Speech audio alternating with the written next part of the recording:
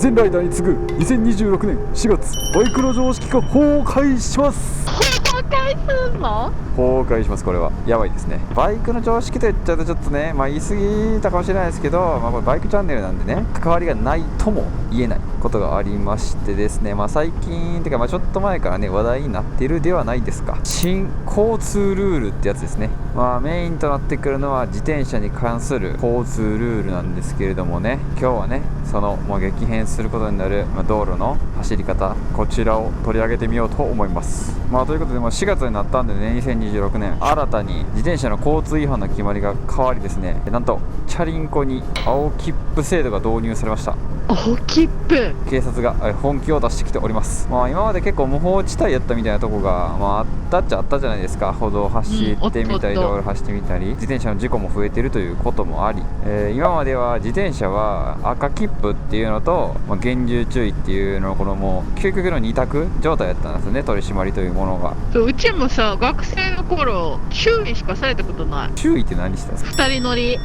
そういうことですよね。ダメですよって言われる、怒られるパターン。赤切符っていうのはもう極限、犯罪ってことですよね。もちろんね、車の速度違反とかも犯罪って犯罪なんですけど、その前科がつくかつかんかみたいな完全にしっかりした、もうあなたは犯罪者ですよみたいな犯罪が赤切符で、その罰則金とか点数取られたりとか、そういう処置をしたら犯罪者までは言いませんよみたいな、前科はつきませんよみたいな、軽いって言ったらあれやけど上下の下の段階が青切符って感じですよね。それが今までなかったところに自転車の青切符が追加されるという感じになりますね。だから今まで警察側からしても極端にもめっちゃ飲酒運転して人に激突したとか、スポーツバイクですごい速度出るやつでめちゃくちゃ暴走してこいつは犯罪やみたいなことにならん限り、赤切符を切るっていうのはちょっと手間やったりするわけじゃないですか。だから両極端な制度しかなかったから、厳重注意にするか、赤切符にするか。だからもう大したことなかったらもう全部厳重注意で済んでたところを反則金を取るという青切符が追加されるから、スマホいじりながら乗ってたりとか逆走してたりとか、今まではもう厳重注意にしとこうめんどくさいからみたいな感じのやつがもう青切符でいけるようになるってことですよね。取り締まる側からしても青切符っていうのがこう追加されることによって、これ青切符やなっていう、だから真ん中ができたからやっぱやりやすくなるじゃないですか。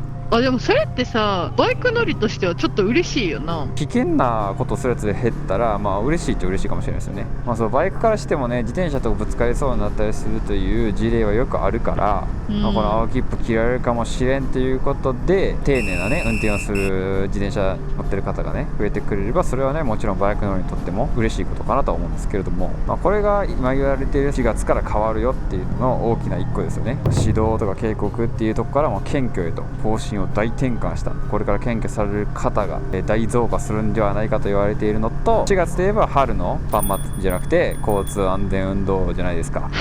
はい、ありますね。パンをね加えて道路の角でぶつかると。濃いですね。春のパン祭りじゃなくて交通安全運動会じゃないですか。増えるんで、おまわりさんが1年の中でやっぱ一番増えるんじゃないかな。確かに一番多いかも。こんぐらいの時期やっぱ警察がよくピリピリで笛を吹く時期といえばやっぱこの4月の頭ぐらいからっていうのがあって、記事がね鳴くタイミングと大体一緒なんですよね。警察が笛吹くタイミングっていうのは、記事がねカンカンって鳴くのもこれぐらいの時期、警察がピリピリって笛吹くのも大体これぐらいの時期なんですよ。もう気持ちいいからね。そう気持ちいいよくわかんないですけど、これぐらいの時期になるとやっぱりね大体検挙が増えるっていう、これも重なっているということでね、ダブルパンチにより一斉検挙始まるんじゃないかと言われております。じゃあ別にこれは自転車に限ったことでもなく、もちろんそうライダーさんも車を運転する人も一年中もちろん気をつけないといけないですけどね。一年中ね、気をつけないといけないですけど、やっぱりここで気を引き締めていこうということではないですか。という季節やからね。はい。この2点ですね、2点から来ることによって、今回ね、ニュースがね話題になっているんですけれども、具体的にはねさっき言ったその自転車の青切符導入がどういう感じになってんのかというと、16歳以上の方へも反則金制度が導入されるということで、16歳超えた方に青切符の反則金が導入される。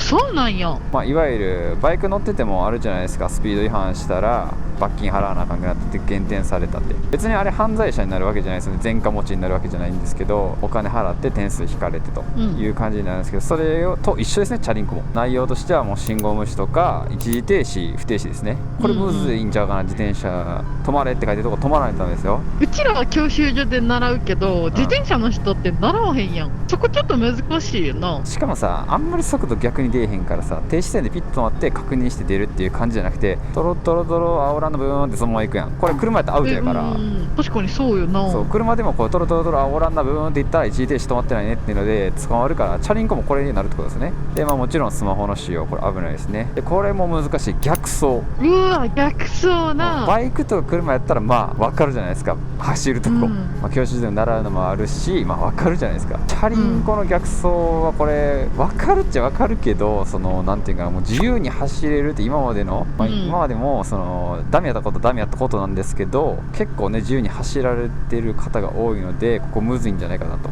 いやうちはバイクの免許を取りに行った時に初めて右と左っていうのがあるのを知ったんですよ。終わってる。ほんまに知らんくて、それまでほんまにさ意識したことなくてさ、自転車もあかんねやっていうの。これが16歳以上から適用されるんで、高校生の方とかね、通学学校行こうと思って逆走になったらもうこれ青切符切られる可能性も出てくるという。でライダーに対しての影響ですよね、我々としてみてたら。そこ気になる。まあ逆に言えばですね、逆走自転車がこう減るかもっていう期待、無法地帯状態が減るかもという期待もある。とはいえ法を守ろうとしたりとか、法がややこしくなったことによって、車道に逆にチャリンコが降りてきて増えるという可能性もありますね。そうか。チャリンコもね、車道を走ってくださいというところがあったりするんで、確かにそうやんな。この秩序がね整うまでにはちょっと時間かかるんじゃないかと。じゃあもう自転車乗ってる人も怖いし、ライダーも怖いしっていうまあそうです感じですね。ね。まあ今までとそこは一緒なのかもしれん。ただ今まで結構無法地帯がされてたのが、こう青切符によってはっきりとね、まあ乗ってる側もこれで捕まったっていうこう経験が増えてきたりして、はっきりどこがダメでどこがいいというのが分かりやすくなってくるかもしれないですよね。大阪もそうやけど、都心部行ったらさ、自転車レーンってあるじゃないですか。ありますね。あれが一番分かりやすいよな。まあそうやね、まあ、そこ走ってくれっていう、歩行者も安全やし、まあ、そうそうそう車側からしても自転車はそこ走るんやろうなっていう認識があるし、まあなかなか広い道路じゃないとそれ作るの難しいからさ、あるところとないところがあるんですけれど、それがあってくれた方がみんなにとって安全よな。まあ、そうですね、歩行者自転車、車バイクっていうレーンが分かれてた方が、分かれてくれてた方がみんな安全でいいよね。まあ、次これによるバイク側の難題ですね。まあ、今一番言われてるのは 1.5 メートルルールと言われるやつですね。でこれ改正された道路交通法における安全な間隔っていうのがこれも具体化されるということで、自転車を追い越したりする際、まあ、これ車も一緒ですけど 1.5 メートル以上の間隔を空けるか、空けられない場合は徐行、すぐに止まれる程度の速度義務付けられるに徐行して横を通るか、どっちかをしてくださいっていう風にね義務付けられる、具体的に決められたっていう。でこれがちょっとまあ物理的な矛盾、まあ矛盾って言ったらあれやけど、日本の道路ってやっぱ狭いじゃないですか。3メートルちょいとかなってくるところで 1.5 メートル間を空けようと思うと、まあ反対車線に出ることは必須そうか、ほんまレやな。ベルにはなってくるんじゃないかっていう感じで、まあ、黄色線やったらもう反対車線出て追い越しちゃいけないんで、徐行して追い抜くっていうことがもう基本になってくる感じ。じゃあもうさ、一生徐行でしか走られへん道とかありそうじゃない？まあ横ずっとチャリンコ走ってるとこ一生徐行やろ朝とかだって学生とかさ、ずーっと歩道と道路にさチャリンコがずっと並んでるとこなんて、あれ一生徐行しないとまあ違反になってくるんですよ。やばいな。追い越すんで、大渋滞になる可能性あります。大渋滞やな。はい、まあ、これしないと違反になるという、これが追加されますね。これちょっと、まあ、でもバイクは 1.5 メートル、車の方がやばいかもしれんこれ。でもさ、これさ、今 SNS 社会じゃないですか。絶対誰かこれ 1.5 メートル開けなかったこの車っつって晒す人とか絶対おるよな。ああ、おるかもな怖っ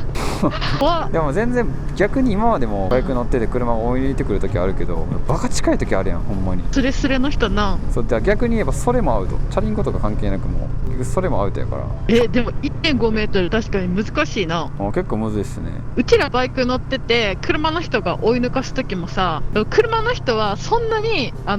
ギリギリを攻めてるつもりじゃないと思ってんねん。なんかバイクやからこれぐらい開ければ大丈夫やろぐらいで多分抜けてる気がする。ああ、まあそうかもしれないですね。めっちゃギリギリやけどバイクやったら大丈夫やろっていう感じやんな、みんな抜き方が。で逆に言えばバイクやったら大丈夫やろ、ほんま意識を逆にしてもらわない。バイクやから余計危ないって思ってもらわないと、なんかバイクやから曲がってもいけるやろと。バイクの方が車より止まりにくいし、バイクの方が車よりその横風とか受けやすいから、受けやすいって言ったらあげるから、体がむき出してからもろに感じやすいから余計安全にマージン取ってもらわないと危ないっていう。そうでもバイク乗ってない人多分ちょっと分からんやな、まあ、車を運転してるときはバイクがおる方が怖いから、どちらかというとバイク乗ってる身からしたら、両方乗ってる人は分かると思うんですけど、まあ、そういう乗ってないから分からないっていう人は結構いるでしょうね。いるよね。あとは生活道の速度規制見直しっていうのがあって、30キロ制限になるみたいな、ゾーン30みたいなのあるじゃないですか、でどっかでも市内全域40キロみたいな看板が出てるとこあったりするんですけど、ま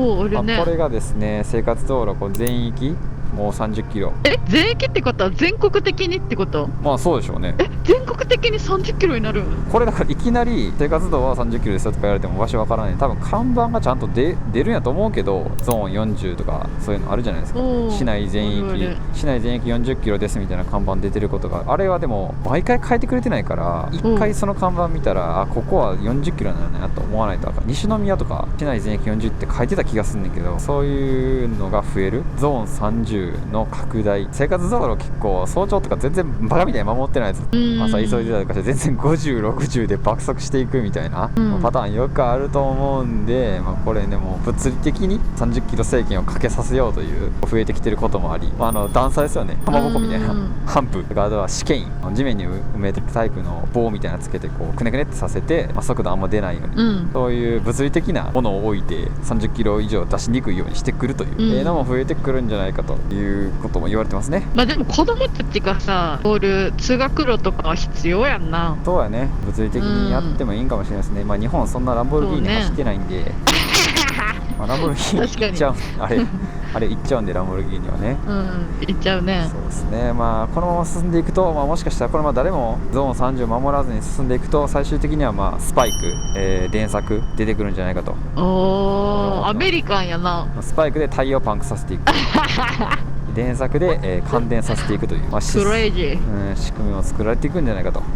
いうぐらいの本気度が見れますね。こういうのが増えるとね、まあ、バイクにとっては、ね、ちょっとしょぼい段差でもちょっとバイク振動えぐいってうざいんですよ。いやめちゃくちゃ怖いよな。縦溝とかもね、まあ、必要なもんなんですけど、バイクにとってはちょっと怖いもんになってくるじゃないですか。試験員とかもね、まあ、ちょっと楽しんでる方はいるかもしれないけど、めんどくさいと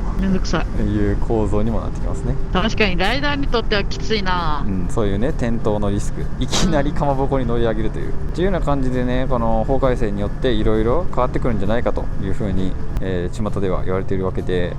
まあどうなってくるかはね、これからまだ始まったばっかりなんでね、これから、まあ、自転車乗りやたら減ったなみたいなことになってくるかもしれんし、秩序が余計崩壊したなということになってくるかもしれんし、それは怖いな。まあ、どうしたらいいか分からん。道路側走るの、歩道側走るの、どこ走るのみたいな、わけわからなくなってるやつがいっぱい湧き出すという可能性もまあなきにしもあらずということもあり、備えるとしては丁寧に走るということは大前提、でありながら、ドラレコですね。バイクもやっぱりちょっとドラレコをつけていった方がいいんじゃないかと思われる次第でございますね。まあ、車はね結構普及率がもう今みんなつけてるし、うちもね車にはついてるんですけど、バイクにもうつけた方がいいんじゃないかという感じですね。まあ、という感じで、まあね、話題の道路交通法改正取り上げてみましたけれども、心の持ちようとしてはもうこう追い越せないならもう一生ついていきますよ親分ということでくらいの余裕を持ちましょうということですね。心の余裕ね、大事。そうですよね。時間の余裕とね、心の余裕を持って、もうこれ無理や、ゆっくり行こうっていうぐらいのね、交通ルールを守って楽しくバイクライフを過ごしましょうということで、まだ始まったばっかりなのでどうかわからないですけどね、まあ、皆さんの周りでももしかしたらね、こう30キロ規制になったここみたいな、とこがあったりとかね、まあ、なんか段差追加されてますねこれみたいな追加されてるなんか段差増えましたねこれ、あとはまあ自転車とちょっとこういう危険なことがありましたとかね、まあ、自転車乗ってる方でもね、やっぱバイクに対する思いみたいなのあったりすると思うんですよね。あるある、っていうねことがちょっと今回ね聞ければいいと思いますので、もしありましたらね、なんかコメント欄でね書いていただければと思います。はい、ということで以上、2026年4月から自転車の道交法に青切符が導入される、何が変わるという内容でございました。それでは以上、ランページモンキーでした。ではね、バイバーイ。チャンネル登録してね、高評価もしてね、チャンネル登録してね、高評価もしてね。